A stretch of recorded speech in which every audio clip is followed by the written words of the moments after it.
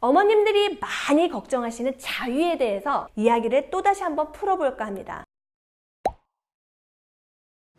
대신 에티켓은 지켜야 되겠죠. 자위 에티켓. 첫째, 집이 아닌 공간에서는 하지 않고 집 안에서만 하기가 되어야 됩니다. 자위가 집에서 편안하게 할 수 있는 부분이 아니라면요, 아이들은 집이 아닌 공간으로 갖고 나가요.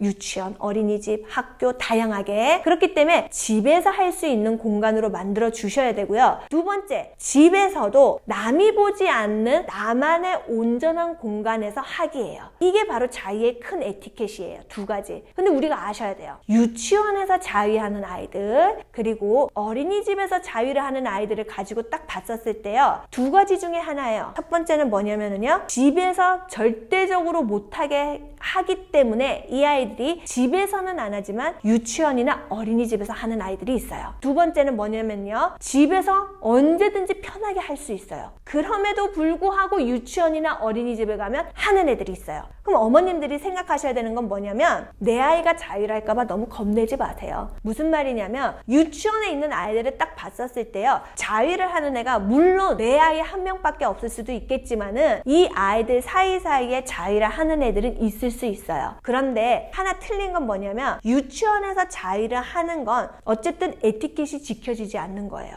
에티켓이 지켜지지 않기 때문에 이 에티켓을 지키기 위해서 이 아이를 엄청나게 훈육을 하거나 그럴 필요는 없어요. 유치원생이고 어린이집 학생이기 때문에 못 따라가는 거예요. 이 아이들이 아직 너무까지 어리기 때문에. 그러면 선생님, 집에서도 하게 하는데 유치원에서 하고, 집에서도 못하게 하는데 유치원에서 하면 도대체 이런 에티켓이 왜 필요한 거예요? 내가 왜 이걸 자위를 하게 해줘야 돼요? 어쨌든 얘네들은 유치원 가서 하는데. 그렇게 접근하면 안 되는 거예요. 그거 아셔야 돼요. 우리 집에서 자유롭게 되는 애들은요, 유치원에서요 적당히 해요. 자기가 한 번씩 생식기에 차차차차 느낌이 나오면 하는 거예요. 그런데 집에서 못하게 하는 애들은요, 유치원에 가면은요 악착같이 하는 거예요. 이 차이가 달라요. 그러면 결론은 유치원에서 한다는 건데, 그럼 이걸 어떻게 대응하느냐? 아셔야 되는 거 하나 있어요. 제가 유치원 강의를 많이 다니면서 선생님들한테 항상 피드백을 들어요. 항상 여쭤보고, 혹시 선생님 교실에서 자위하는 애들 있나요? 선생님 혹시 자위가 심한 애가 있나요? 라는 듯 물어봐요. 그러면은 저희 반은 없습니다. 저희 반은 있습니다. 다양한 의견들이 오죠.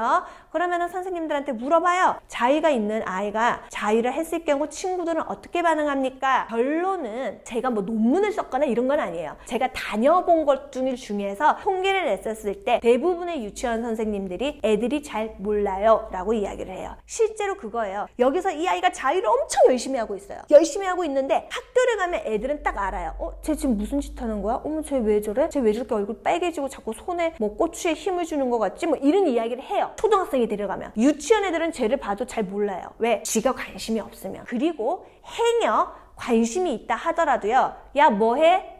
뭐해? 이러다 뭐 친구가 막 집중하고 있으면 같이 놀자 막 이러다가도 계속 이 아이가 그냥 대응이 없으면 그냥 가요. 근데 이거 간다는 게요, 이 아이를 이상하네 이렇게 보는 게 아니고요, 본인이 관심이 없는 데에 대해서는 이 아이들이 별로 신경을 쓰지를 못해요. 그렇기 때문에 유치원에서 자위를 한다고 해서 이 아이들이요, 내 아이를 정말 색안경을 끼고 몬다? 유치원까지는 제가 봤을 땐 그나마 안전한 구역이에요.